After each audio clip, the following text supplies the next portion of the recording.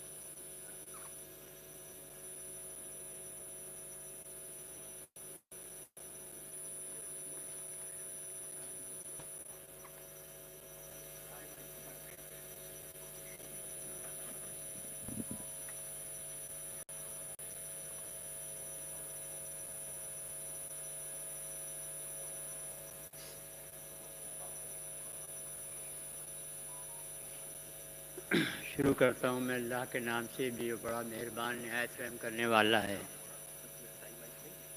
सारी तारीफ़ें अल्लाह ताला के लिए है और हम सबको उसी की तरफ लौट के जाना है। मैं बहुत शुक्रगुज़ार हूँ मौलाना अबू तालिब रहमानी साहब और उनके साथियों, राफिज़ सिद्दीकी साहब, नूरुद्दीन साहब, तमाम साथियों का,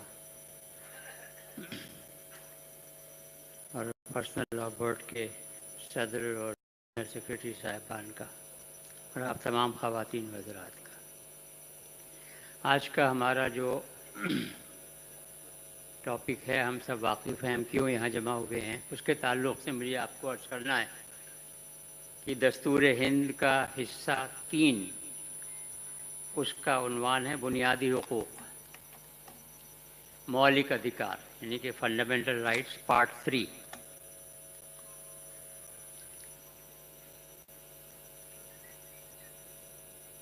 उसमें एक है आर्टिकल 26, बस वही महवर है इस पूरे मामले का। उसकी जो हेडिंग है, उसका जो उन्वान है, वो है मजहबी मामलात के इंतज़ाम की आज़ादी। धार्मिक मामलों के प्रबंधन की स्वतंत्रता, freedom to manage religious affairs, ये उसका उन्वान है, टॉपिक। उसके तहत 3 ख़ास हुकूक़ हर मज़हब के मानने वालों को मिले हुए हैं। प्रत्येक धार्मिक संप्रदाय को निम्नलिखित अधिकार होंगे: धर्म के मामले में अपने स्वयं के कार्यों का प्रबंधन करना, संपत्ति का स्वामित्व और अधिग्रहण करना, और ऐसी संपत्ति का प्रबंधन करना। ये तीनों हुकूक़ हैं। और साथ ही साथ ये भी नोट फरमा लें कि कानून साजी जो मुल्क में होती है, पार्लियामेंट चाहे करे चाहे असेंबली करे, तो कानून साजी के अमल पर आईनी पाबंदी भी है। कानून बनाने की प्रक्रिया पर संविधान का एक अंकुश भी लगा हुआ है, वो है आर्टिकल 13(2) में। 13(2). उसमें क्या लिखा है? मुल्क ऐसा कोई कानून नहीं बनाएगा जो इस हिस्से, यानी जो बुनियादी हुकूक हैं, उस हिस्से के तहत दिए गए हुकूक को छीनता हो या महदूद करता हो। और इस शिक़ यानी कि 13(2) के ख़िलाफ़ बनाया गया हर कानून बेअसर तस्वुर किया जाएगा। देश ऐसा कोई कानून नहीं बनाएगा जो इस भाग द्वारा प्रदान किए गए अधिकारों को छीनता हो या सीमित करता हो, और इस खंड 13(2) के विरुद्ध बनाया गया हर कानून निष्प्रभाव माना जाएगा। ये दो दस्तूर की बुनियादी इस वक्त जो हमसे ताल्लुक़ है शिक़ें, वो आप गौर फरमा लें। इसके रोशनी में मुझे आपको ये अर्ज़ करना, मैंने 100 घंटे से ज़्यादा तक इस बिल को स्टडी किया है अल्हम्दुलिल्लाह। तो ये बिल वक्फ बिल 2024 अमली बेज़ाब्तगियों का शिकार है और आईनी खिलाफ वर्जियों, पसमानदा इक़दामात, गैर मंतिकी बातों, गैर जवाज़ों और पेशगी तस्वुरात से भरा हुआ है। लिहाजा पूरा बिल वज़ारत को वापस कर दिया जाना चाहिए, इस ताकीद के साथ कि इस बिल को पार्लियामेंट में पेश करने की कोई ज़रूरत नहीं है। वक्फ बिल 2024 प्रक्रियागत अनियमितताओं से पीड़ित है और ये संवैधानिक उल्लंघनों, प्रतिगामी कदमों, तर्कहीनताओं, अनुचितताओं और पूर्वाग्रहों से भरा हुआ है। इसलिए पूरा बिल मंत्रालय को वापस भेजा जाना चाहिए और ये निर्देश दिया जाना चाहिए कि इस बिल को संसद में प्रस्तुत नहीं किया जाए। ख़वातीन व हज़रात, वक्फ बिल से और वक्फ कानून से हट कर के भी कुछ मौजूदा क़वानीन पे गौर कर लेने की बड़ी ज़रूरत है। मसलन उत्तर प्रदेश काशी विश्वनाथ टेम्पल एक्ट 1983। अगर आप लोग आपस में गुफ्तगू नहीं करें तो आसानी होगी, बड़ी मिल्लत की खिदमत होगी, जज़ाकल्लाह। और फ़ोन का इस्तेमाल भी नहीं करें। उसके सेक्शन 3 में लिखा हुआ है कि no person shall unless he is a Hindu by religion be eligible for being or continuing as a member of the board or executive committee or CEO or as an employee। किसी भी हैसियत से ऊपर से नीचे तक कोई बंदा जो उस ट्रस्ट का काम कर रहा हो वो हिंदू नहीं हो, ये हो ही नहीं सकता। हर एक को हिंदू होना ज़रूरी है। और वहीं हिंदी में सुन लीजिए कि कोई भी व्यक्ति अगर वो धर्म से हिंदू नहीं है, वो बोर्ड या कार्यकारी समिति के सदस्य या मुख्य कार्यकारी अधिकारी या कर्मचारी बनने या बने रहने के लिए पात्र नहीं होगा। साथ ही उसमें ये भी है, सुन लीजिए, उस ट्रस्ट में यूपी गवर्नमेंट के 4 सेक्रेटरीज, टॉप ऑफिसर जो IAS के होते हैं, और एक डायरेक्टर कल्चर और वाराणसी के कलेक्टर और कमिश्नर, ये लोग ex officio by virtue of their office वो उसके मेंबर होते हैं। उनके लिए क्या लिखा है ये भी सुन लीजिए। Where a member of the board can not perform his duties as such by reason of the fact that he is not a Hindu, the person available next below him in this behalf shall be a member of the board. यानी कि यदि board का कोई सदस्य यानी राज्य सरकार का सेक्रेटरी, संस्कृति विभाग का निदेशक, वाराणसी का कमिश्नर और कलेक्टर इस कारण से अपने कर्तव्यों का पालन नहीं कर सकता कि वो हिंदू नहीं है, तो इस संबंध में उसके ठीक नीचे उपलब्ध व्यक्ति बोर्ड का सदस्य होगा। और ये बहुत अच्छा कानून है, इसमें कोई परेशानी नहीं है। यही मुल्क का कानून है, यही निज़ाम है, यही पूरी दुनिया का निज़ाम है। तमिलनाडु में भी वही चीज़ है। तफसील सब यहाँ मौजूद है, मैं बार बार उसको पढ़ नहीं रहा, लेकिन सब मौजूद है, ऑनलाइन भी मौजूद है, वहाँ भी यही सब लिखा हुआ है। आंध्र प्रदेश का भी यही कानून है, हिंदू मंदिरों के ताल्लुक़ से, हिंदू प्रतिष्ठानों के ताल्लुक़ से। और कर्नाटक का भी यही कानून है और उड़ीसा का भी यही कानून है और इसके और भी राज्यों का यही है। उसके अलावा 160 साल पुराना एक कानून है, 160 साल, 1863 का धार्मिक न्यास अधिनियम 1863, रिलीजियस एंडाउमेंट्स एक्ट 1863। उसमें ये है कि the state government shall appoint a committee in every division और district to exercise the powers from among persons professing the religion for the purposes of which the mosque or temple or other religious establishment was founded or is now being maintained। जिस मजहब का प्रतिष्ठान होगा उसी मजहब के लोग होंगे कमेटी में 100%। ये बहुत पुराना कानून है, वो खास चीज़ नहीं है इसके अंदर। इसकी रोशनी में तेलंगाना और कर्नाटक रियासती वक्फ बोर्डों ने पहले से ही वक्फ बिल 2024 को मुस्तरद कर दिया है, अस्वीकार कर दिया है। और इस दौरान जब ये सब बातें उठी मुल्क में, तो जो जॉइंट पार्लियामेंट्री कमेटी इस वक्त चल रही है, उन्होंने कहा कि साहब आवाम को मौका दिया कि आप अपनी बात हमसे बताइए। उसने 15 दिन का मौका दिया, जो कि 13 सितंबर को अब ख़त्म हो रहा है। काफ़ी तादाद में जवाबात पहुँचे भी हैं, पर्सनल लॉ बोर्ड का उसमें बड़ा हाथ है। कहना ये अर्ज करना ये है कि अवामुल नास के अलावा ये काम मरकज़ी वक्फ काउंसिल, सूबाई वक्फ बोर्डों और मुल्क के नुमाया मुस्लिम तंजीमों व इदारों के ज़रिए मुश्तरका तौर पर किया जाना चाहिए और इस काम के लिए कम अज़ कम 1 साल का वक्त दिया जाना चाहिए। ये जान लीजिए कि 2 बरस से सेंट्रल वक्फ काउंसिल को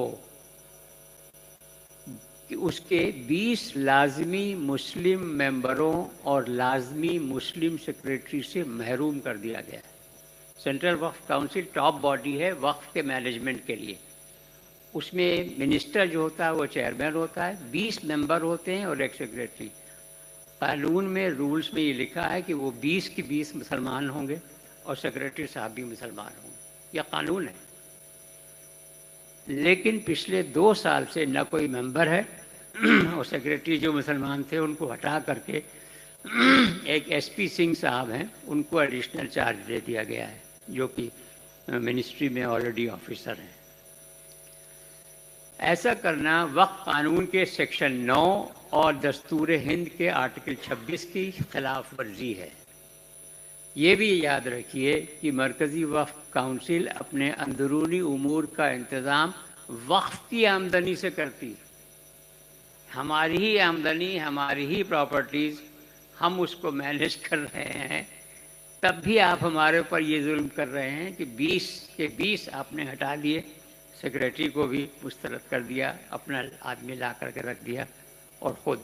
तो इस वक्त जो बिल बना है और पेश हुआ है, उस वक्त सेंट्रल वक्फ काउंसिल में सिर्फ 2 लोग रहे हैं, एक मंत्री जी खुद और एक एसपी सिंह तेवता जो सेक्रेटरी। सेंट्रल वक्फ काउंसिल की इसके अलावा भी जो कानूनी जिम्मेदारियां हैं, थोड़ा सा उसको समझ लेना भी अच्छा रहेगा। सेक्शन 9(4) में लिखा हुआ है कि रियासती वक्फ बोर्ड्स अपनी कारकर्दगी के बारे में मालूमात मरकज़ी वक्फ काउंसिल को फराहम करेंगे। ख़ास तौर पर उनकी माली कारकर्दगी, सर्वे, रेवेन्यू रिकॉर्ड्स, वक्फ दस्तावेज़ात का तहफ़्फ़ुज़, वक्फ जायदादों का तजावुज़, सालाना रिपोर्ट्स और ऑडिट के बारे में।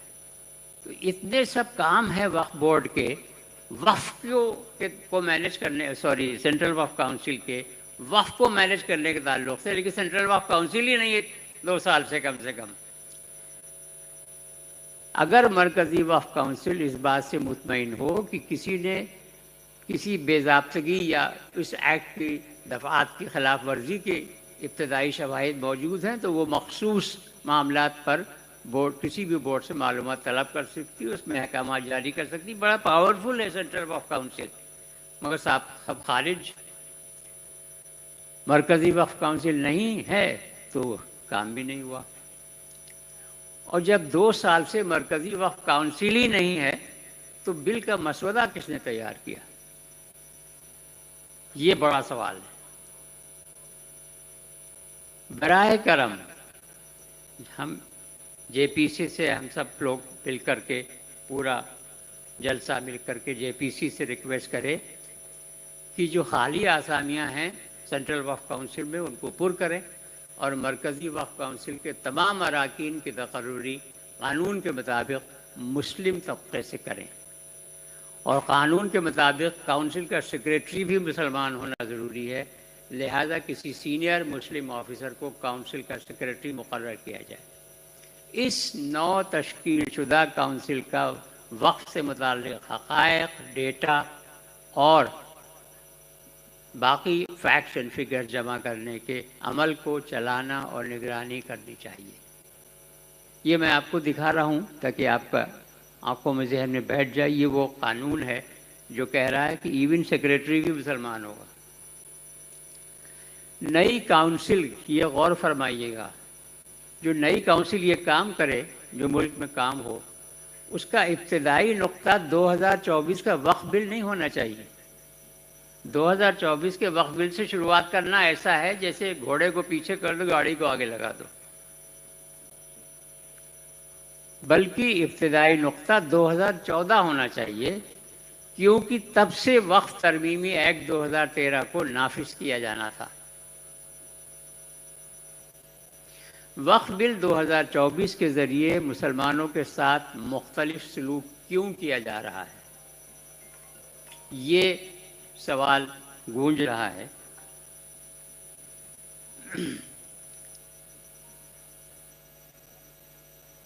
तो वक्फ बिल 2024 के ज़रिए हमारे साथ मुख्तलिफ सलूक क्यों किया जा रहा है, जबकि मैंने आपको अभी अर्ज़ किया कि कितने सूबों के क़वानीन हैं जिसमें ये लिखा है कि वहाँ हिंदू प्रतिष्ठान के लिए हिंदू ही काम करेगा। अब वो मैं क्या सवाल क्यों पूछ रहा हूँ वो सुनिए। अभी जो इस वक्त कानून चल रहा है 1995 का, जिसमें तरमीम भी हो गई 2013 में, बहुत उम्दा तरमीमात हुई, बहुत मजबूत कर दिया गया है। और ये सारी एक्सरसाइज जो है ना, वो इसलिए है कि जो 2013 में मजबूती दे दी गई वक्फ एक्ट को, वक्फ कानून को, वो मजबूती एक एक करके ख़त्म कर दी जाए। ये सारा खेल है 2024 के बिल का।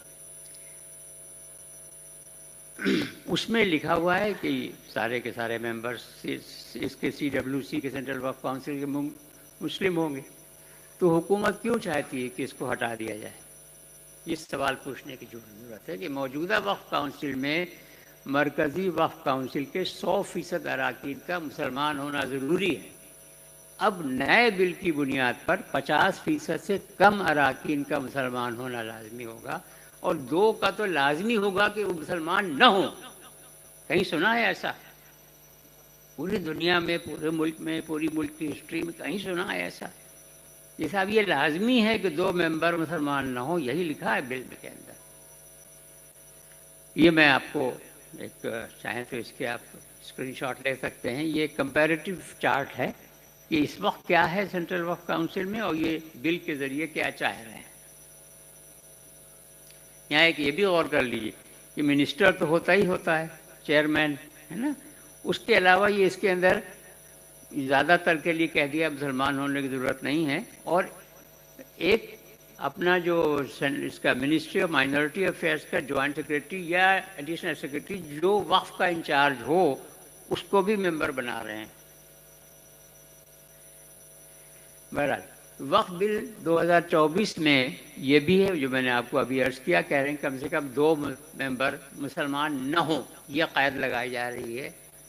तो ये हमें सवाल पूछने की ज़रूरत है कि हुकूमत क्यों चाहती है कि मुस्लिम वक्फ का इंतज़ाम गैर मुस्लिमों के ज़रिए किया जाए।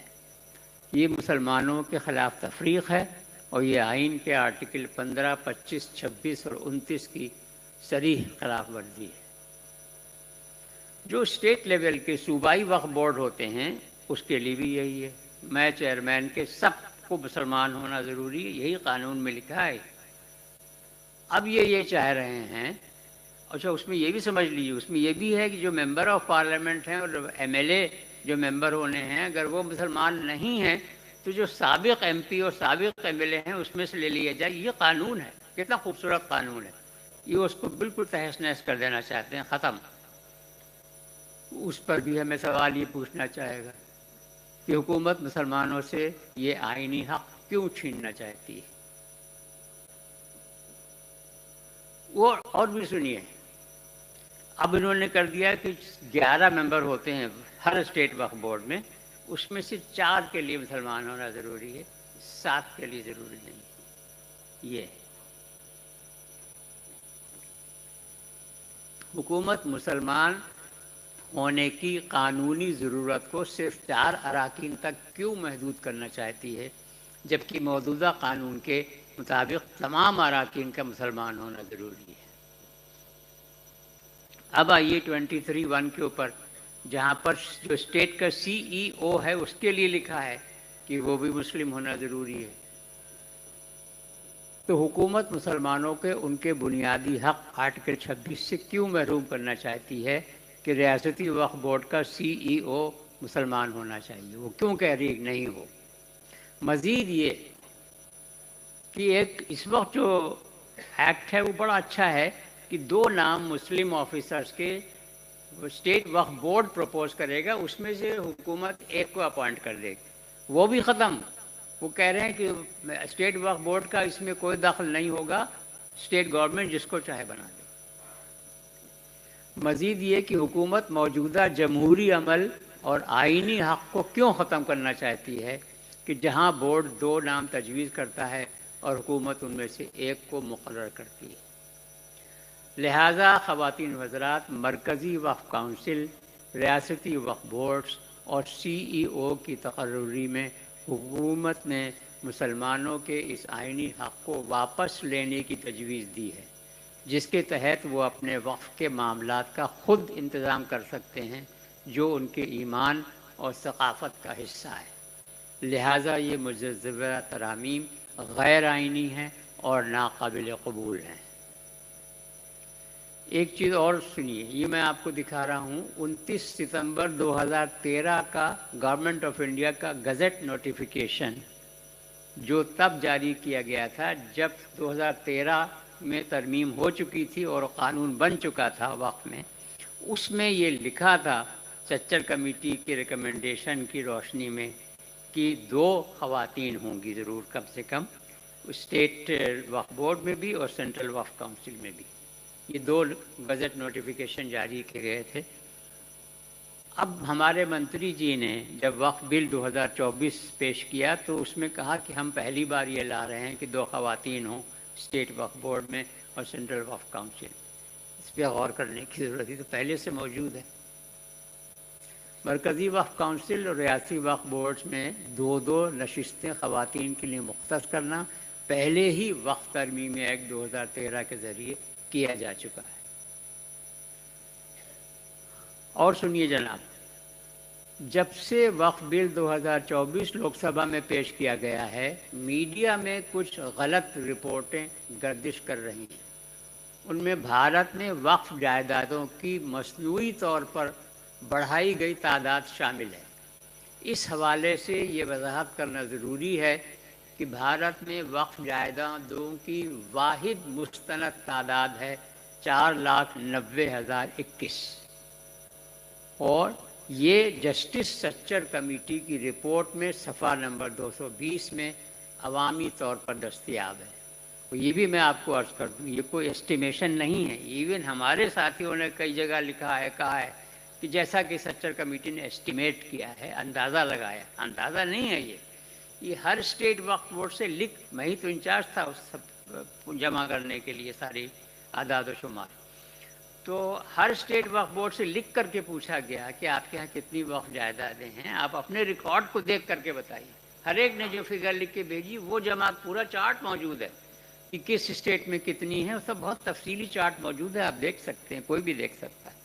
वही एक ऑथेंटिक वो है फिगर।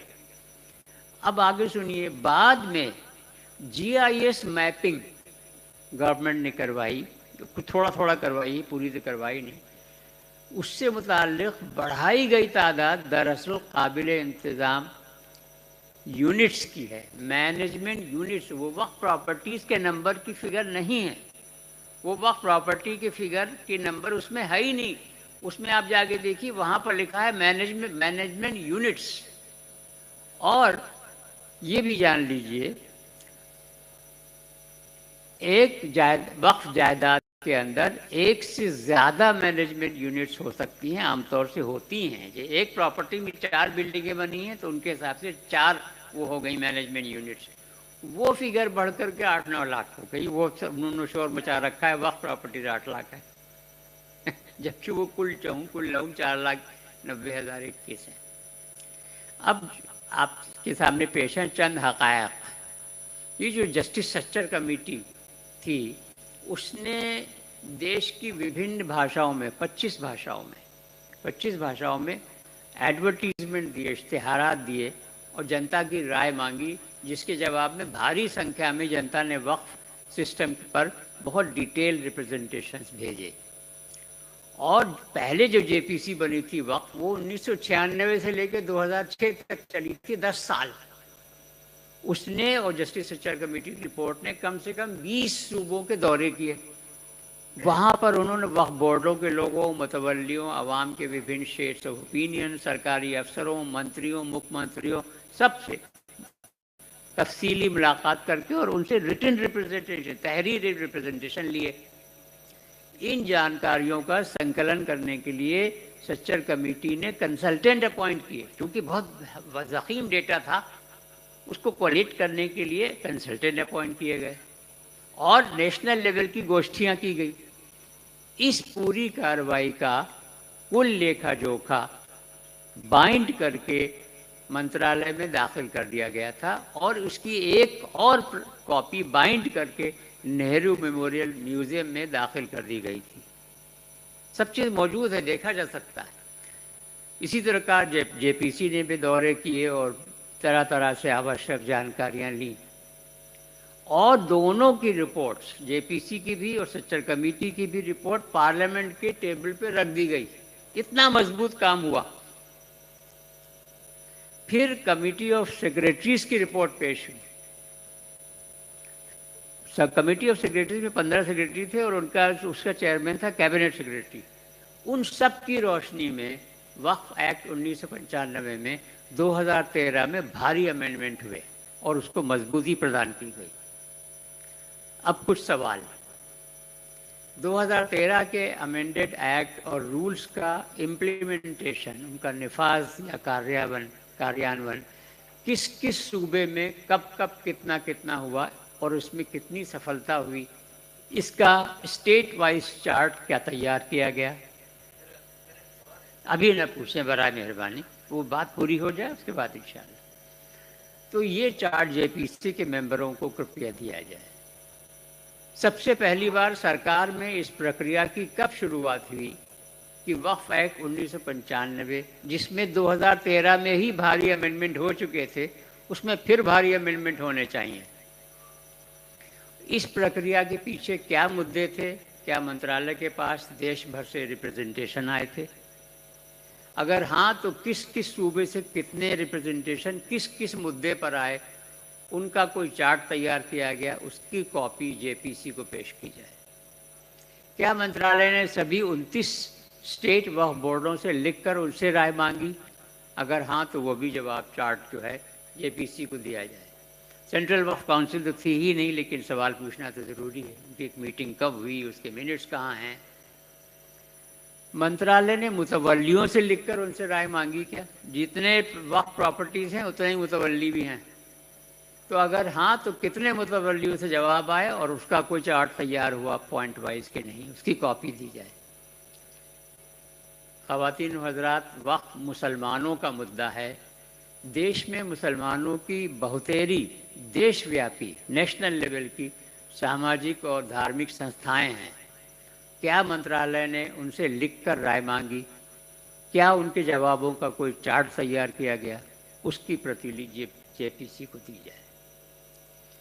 वक्फ बिल 2024 में बहुत से ऐसे प्रपोजल हैं, तजावीज़, जिनका वर्णन स्टेटमेंट ऑफ रीजंस में नहीं है।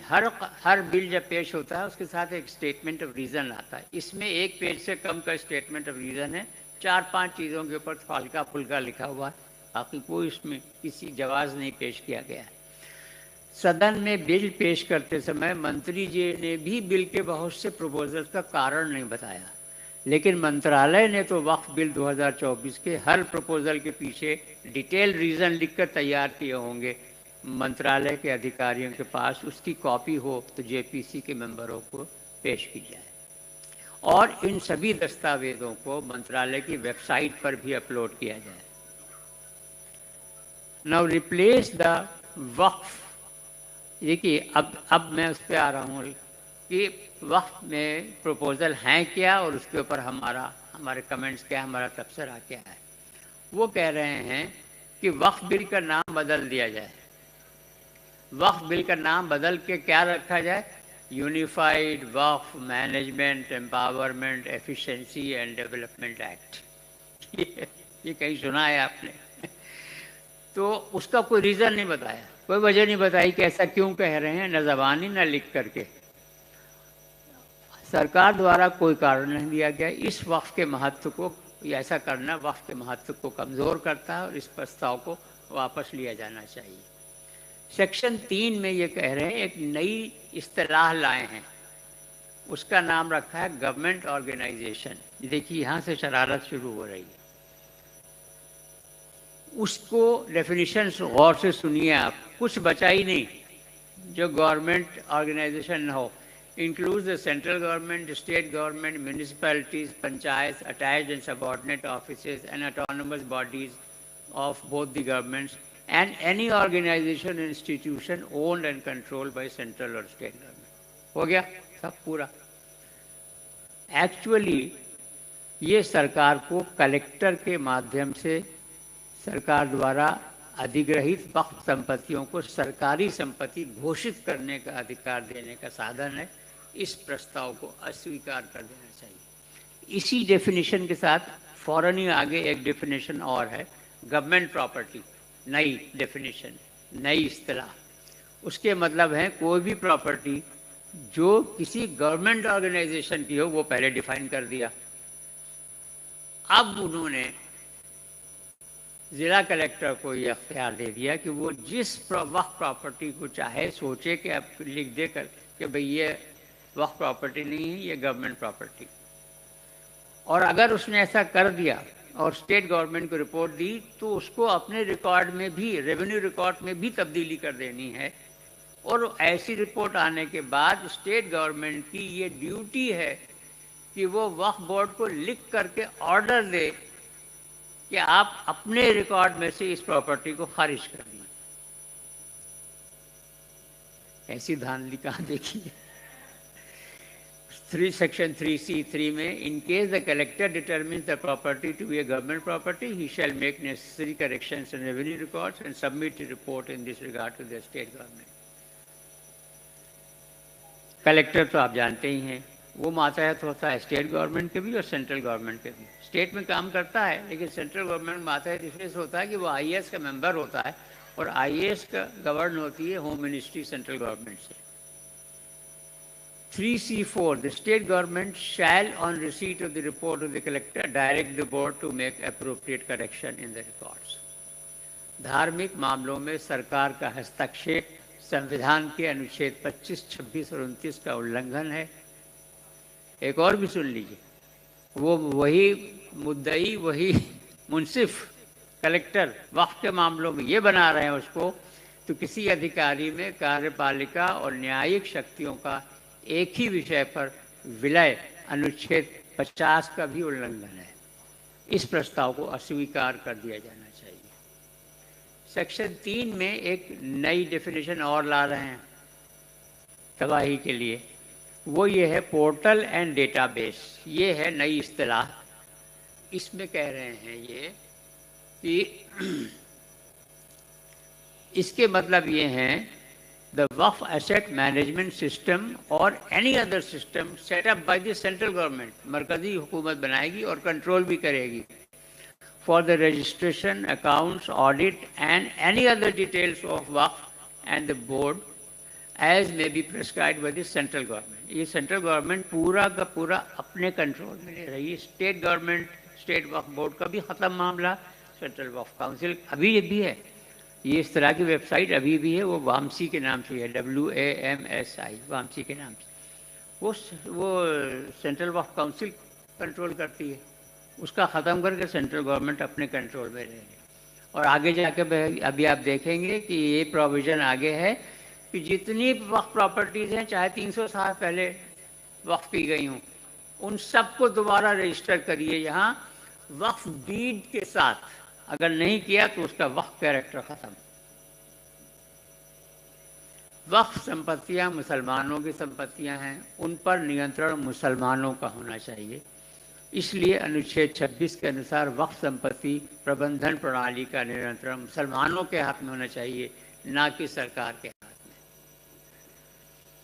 अब ये कह रहे हैं कि वक्फ की डेफिनेशन ख़त्म करके कह रहे हैं कि कोई ऐसा आदमी ही वक्फ कर सकता है जो 5 साल से प्रैक्टिसिंग मुस्लिम हो। अब ये अजीब मज़हका खेज बात है। 5 साल तक आप मुसलमान हो, कलमा पढ़ते हो, नमाज रोज़ा हज ज़कात करते हो, अगर आपने नहीं किया है तो आप वक्फ नहीं कर सकते। इससे ज़्यादा मज़हका खेज है नहीं, और ये मुस्लिम समुदाय के लिए अपमानजनक है। किसी अन्य समुदाय के लिए किसी अन्य कानून में ऐसी कोई व्यवस्था नहीं की गई, इसलिए प्रस्ताव को अस्वीकार कर दिया जाना चाहिए। सेक्शन 3R1 में एक जगह कह रहे हैं, एक कॉन्सेप्ट है वक्फ बाय यूज़र, नहीं कि वक्फ डीड नहीं, कोई लिखत पढ़त नहीं है, लेकिन 300 साल से वो वक्फ चला आ रहा है। किसी ने किसी ज़माने में किया था, पहले कोई ऐसा रिवाज नहीं था कुछ लिखने पढ़ने का, उसको वक्फ बाय यूज़र कहते हैं। वो एक्ट में है डेफिनेशन, जो इसका कानून है उसमें मौजूद है कि वक्फ बाय यूज़र भी वक्फ है। ये कह रहे हैं कि उसको ख़त्म करना है, इसको हटा देना चाहिए। उसको कहें वक्फ उपयोग का अधिकार, अगर आप हिंदी में कहेंगे, वो भी वक्फ है। तो उसको हटाने की ऐसी प्रस्तावित प्रक्रिया प्राचीन मस्जिदों, मकबरों, कब्रिस्तानों इत्यादि के अस्तित्व, उसके वजूद के लिए मोहलक घातक हो सकता है, और ये प्रस्ताव संविधान के अनुच्छेद 25 का उल्लंघन करता है। अतः इसे अस्वीकार कर दिया जाना चाहिए। वक्फ बाय यूज़र, जो मैंने आपको अभी हिंदी बताया, वही ये इंग्लिश में है। सर्वे आयोग, सर्वे कमिश्नर वक्फ के लिए अलग अपॉइंट होता रहा है, वो बहुत अच्छा काम करता रहा है, वो ख़त्म, और उसके पावर सारे कलेक्टर को देने हैं। कलेक्टर साहब के बारे में आपको बता ही चुका अभी। वक्फ ट्रिब्यूनल, वक्फ ट्रिब्यूनल में इस वक्त 3 मेंबर होते हैं, एक जुडिशरी का, एक सिविल सर्विस का, और एक मुस्लिम कानून का एक्सपर्ट। तो ये कह रहे हैं अब कि उसमें से जुडिशल का मेंबर है उसको रखो, सिविल का मेंबर है उसे भी रखो, लेकिन मुस्लिम कानून के एक्सपर्ट को हटा दो। मतलब इससे ज़्यादा खुली बात क्या हो सकती है। वक्फ ट्रिब्यूनल में ऐसे विशेषज्ञ का समावेश ट्रिब्यूनल के निर्णयों की इस्लाम की आस्था और संस्कृति के ढांचे से संगति के लिए महत्वपूर्ण है, जो वक्फ संपत्तियों के संचालन और प्रशासन के लिए आधारभूत है। ऐसा करना आर्टिकल 26 में अनिवार्य किया गया है, लिहाजा इस प्रपोजल को डिसमिस किया जाना चाहिए। ये एक चार्ट मैंने बना दिया है, आप चाहें तो इसका स्क्रीनशॉट ले सकते हैं कि इस वक्त क्या कानून है ट्रिब्यूनल में के मेंबरों के लिए, और ये क्या चाह रहे हैं। एक चीज़ और भी समझ लीजिए, इवन जो ये कह रहे हैं कि जो जुडिशल मेंबर है और सिविल मेंबर है उसको कंटिन्यू करिए, उसमें भी जो मौजूदा कानून है उसमें ये है कि इस वक्त जो जज हो और जो गवर्नमेंट ऑफिसर हो इस वक्त सर्विस में, वही बन सकता है। अब ये कह रहे हैं रिटायर्ड भी बन जाएगा, रिटायर्ड जज भी बन सकता है और रिटायर्ड ऑफिसर भी बन सकता है। अब आप कुछ मुझे आपको बताने की ज़रूरत नहीं, आप खुद सोच लीजिए उसमें और क्या क्या खराबियां पैदा हो जाएंगी। मतलब हर तरह से वक्फ मैनेजमेंट में खराबियां पैदा कर देना है। वक्फ ट्रिब्यूनल के हुक्म की आखिरी हैसियत, फाइनलिटी को ख़त्म करने की भी सरकार की तजवीज़ है। यानी कि वक्फ ने जो ऑर्डर किया वो फैक्चुअल बेसिस के ऊपर फाइनल होता है। वो हर वक्फ ट्रिब्यूनल, वो हर ट्रिब्यूनल, खाली वक्फ का नहीं, मुल्क में जितने ट्रिब्यूनल हैं सबका यही रूल है कि फैक्ट्स के बेसिस पे जो उसने कहा वो फाइनल होता है, लेकिन लॉ पॉइंट के ऊपर आप हाई कोर्ट सुप्रीम कोर्ट में जा सकते हैं। ये कह रहे हैं फैक्ट के ऊपर भी फाइनल नहीं होगा, यानी कि वक्फ के ट्रिब्यूनल की अहमियत भी ख़त्म करना चाह रहे हैं। ऐसा करना एक रजत पसंदाना कदम है और वक्फ जायदादों की अहमियत को कमज़ोर करता है। इस तजवीज़ को मनसूख किया जाना चाहिए। चेयरपर्सन जो स्टेट वक्फ बोर्ड का होता है, चेयरमैन, उसको हटाने की बहुत उम्दा जमहूरी इस वक्त तरीक़ेकार मौजूद है कानून में कि जो मेंबर्स हैं वो मिल करके उसको हटा सकते हैं। ये कह रहे हैं कि नहीं, आप हटा भी नहीं सकते, आप अपॉइंट भी नहीं कर सकते, हम ही करेंगे, स्टेट गवर्नमेंट। तो जमहूरी अक़दार भी ख़त्म। जमहूरी अक़दार को बरकरार रखना जाना चाहिए और इस तजवीज़ को मुस्तरद किया जाना चाहिए। दैन 32(1) में मौजूदा कानून में वक्फ की वाकिफ़ की मंशा तहफ़्फ़ुज़ की ज़मानत दी गई है।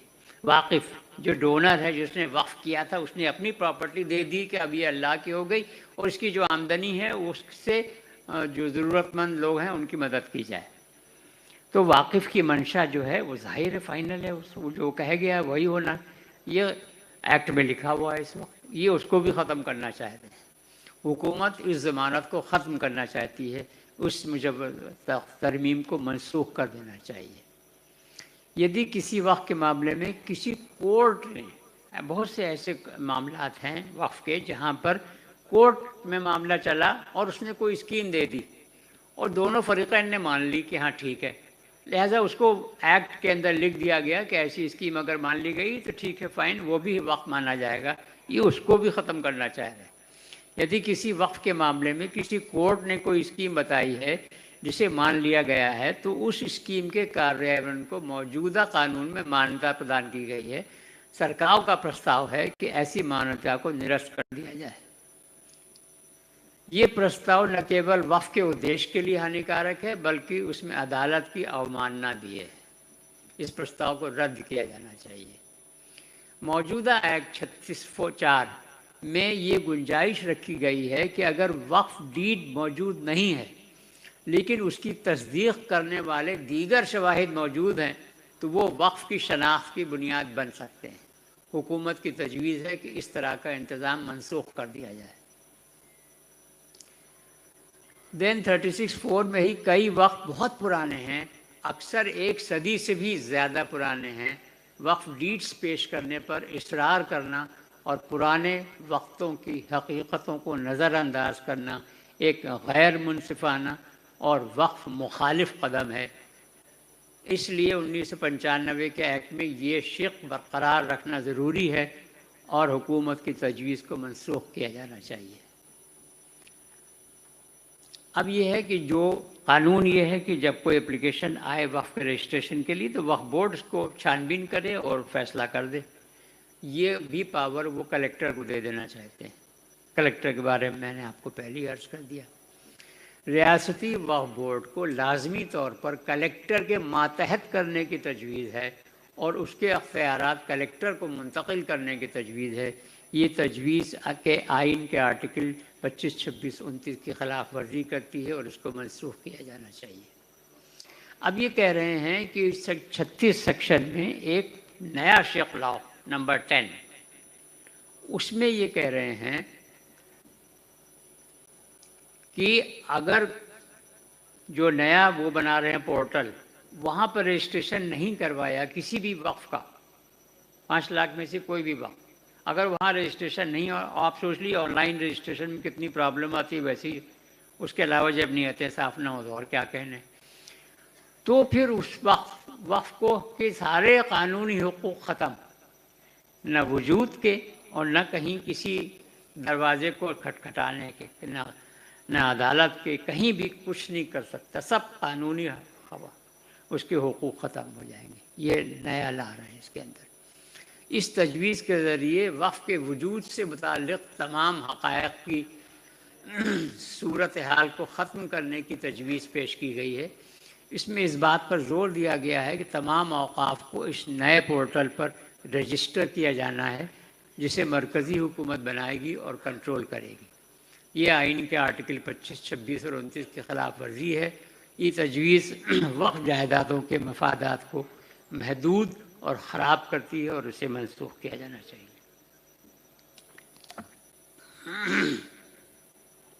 एक सेक्शन 40 है, किसी भी वक्फ जायदाद के बारे में वक्फ बोर्ड के पास कागजात मौजूद हैं, दस्तावेज़ कि ये वक्फ प्रॉपर्टी है लेकिन नाजायज़ कब्ज़ा है, उस कब्ज़े को हटाने के लिए कानूनी कार्रवाई वक्फ बोर्ड करे।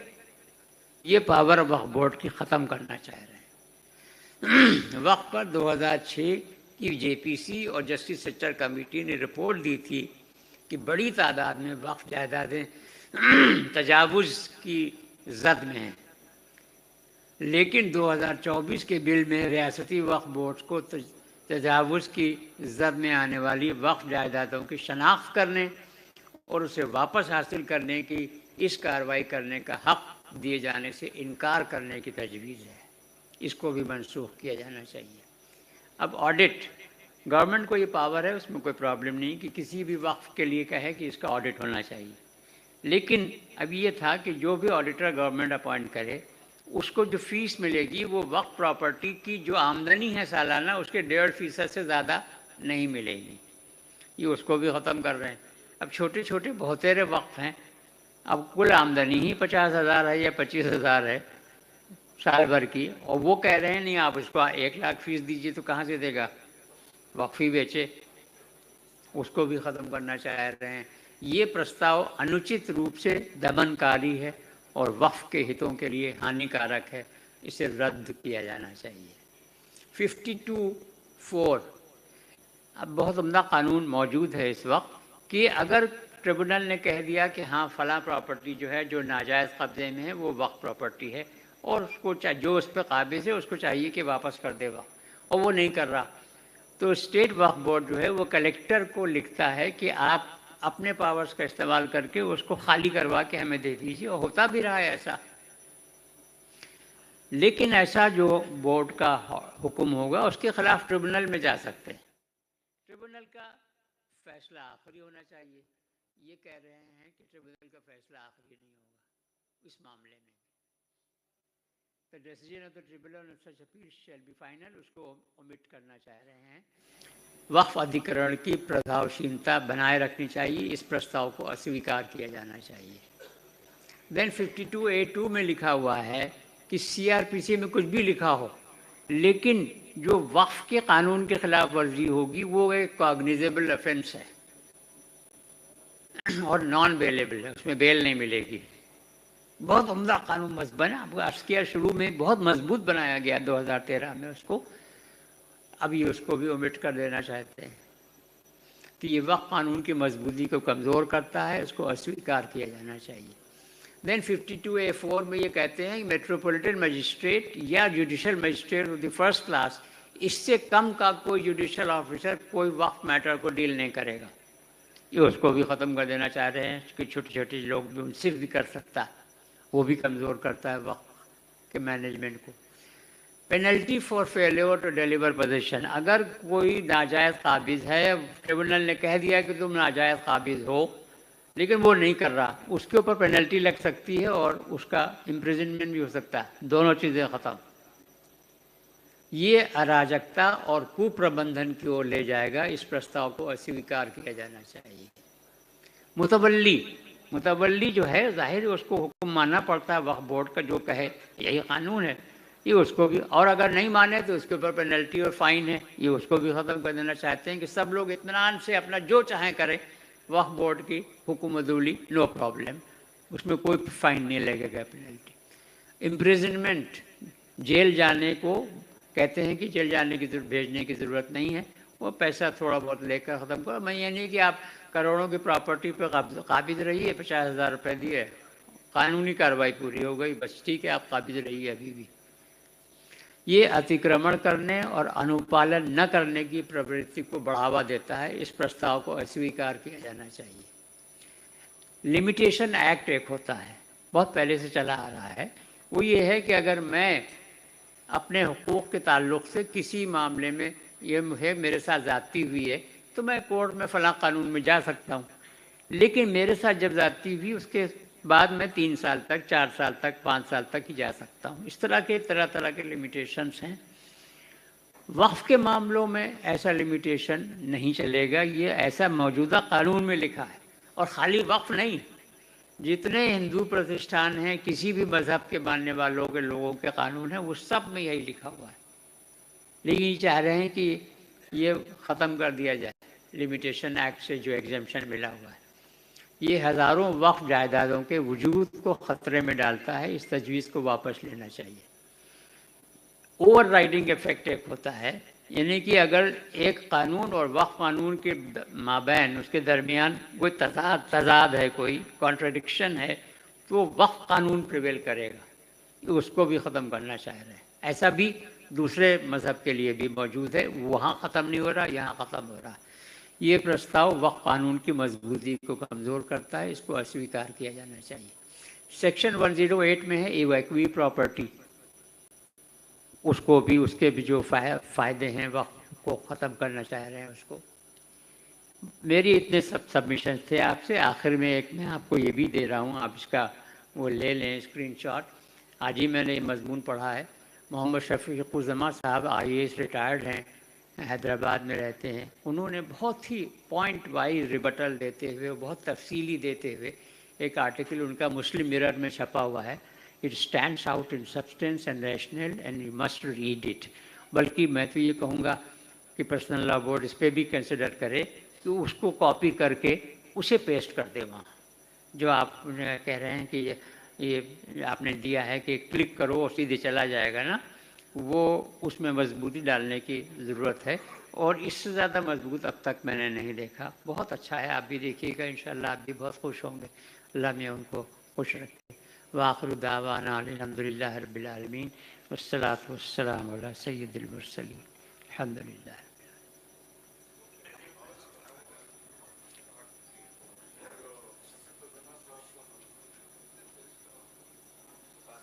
मेरे ख्याल में 2 पेज का होगा। आप कुछ फरमा रहे थे मौलाना जी? जी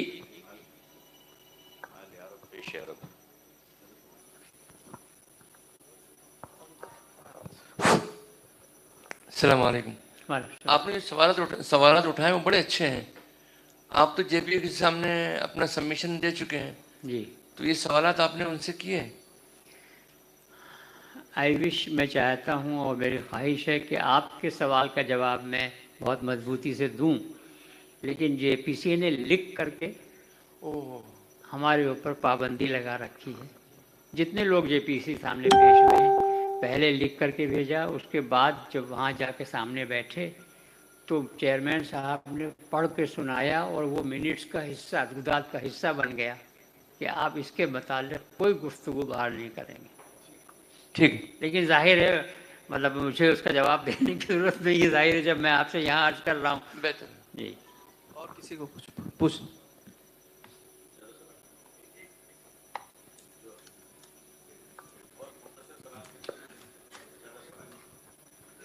जी अस्सलाम वालेकुम। वालेकुम सलाम। आपने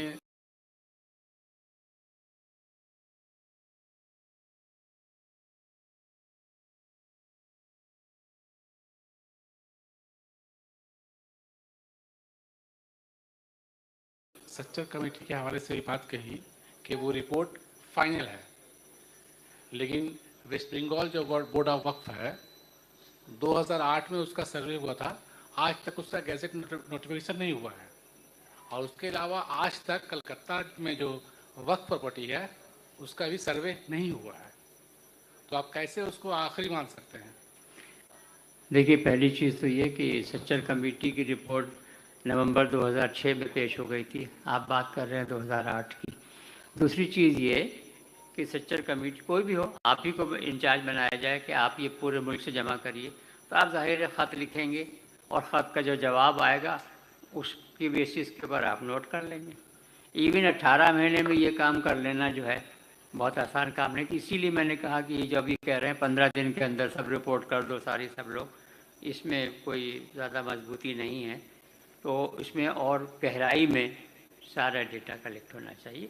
मैंने ये नहीं कहा कि आखिरी है, द ओनली ऑथेंटिक, आखिरी तो हो सकता है इससे भी ज़्यादा हो, शायद होगा भी, लेकिन ये कि the only authentic data so far, उसका थ्रस्ट, उसका जो नुक्ता है वो बिल्कुल अलग है।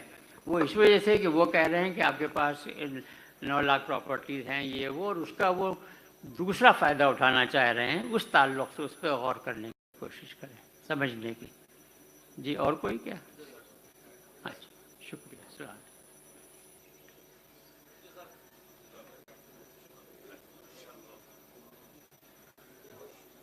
जज़ाकल्लाह। डॉक्टर सैयद ज़फ़र महमूद साहब हमारे दरमियान थे। माशाअल्लाह काफ़ी मार्कतुल प्रेजेंटेशन आपका रहा। मैं अपने तमाम अखबार के साथियों का भी इस्तकबाल करता हूँ, सहाफ़ी हज़रात का भी। जमात इस्लामी मगरबी बंगाल अमीर हल्का जनाब डॉक्टर मसीहुर रहमान साहब का भी इस्तकबाल है। ऑल इंडिया मुस्लिम मसल्ला बोर्ड के मुअज़्ज़ज़ रुकन और बिहार के बेगूसराय से तशरीफ़ लाए हुए जनाब मास्टर अनवार साहब का भी इस्तकबाल है। मैं अपने तमाम साथियों से बस अब आप हज़रात से गुजारिश है कि आप हज़रात अपनी जगहों पर बैठे रहें। हमारे साथी आपको इंशाअल्लाह चाय पिलाएंगे। आप चाय पीने 10 मिनट के बाद फिर प्रोग्राम शुरू होगा। उठने का माहौल न बनाएं, इसलिए कि आपके लिए बहुत खुशबूदार बिरयानी का इंतज़ाम है।